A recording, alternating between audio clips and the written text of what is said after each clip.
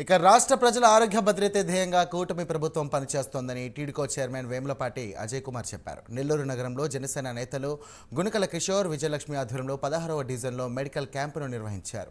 ఈ వైద్య శిబిరాన్ని వేములపాటి అజయ్ కుమార్ ప్రారంభించారు. ప్రజల కోసం జనసేన పార్టీ నిరంతరంగా పనిచేస్తోందని అజయ్ కుమార్ పేర్కొన్నారు.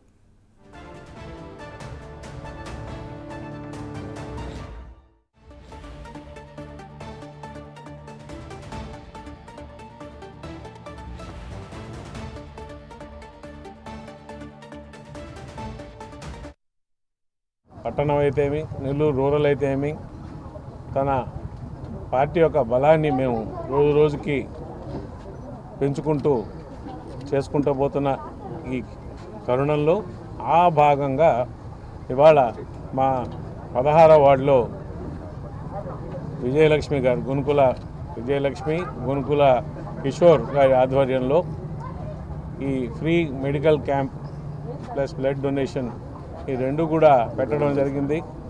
ఇది పెద్ద సంఖ్యలో జనాలు రావడం ఇక్కడికి ఒక సేవా కార్యక్రమంగా దీన్ని తీసుకోపోవడం నిజంగా కూడా అభినందనించే విషయం.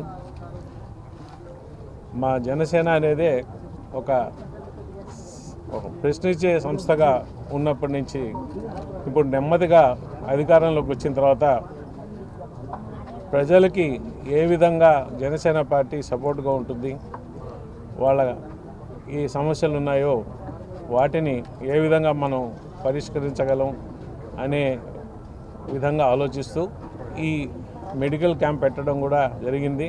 నెల్లూరు పట్టణం అయితేమి, నెల్లూరు రూరల్ అయితేమి,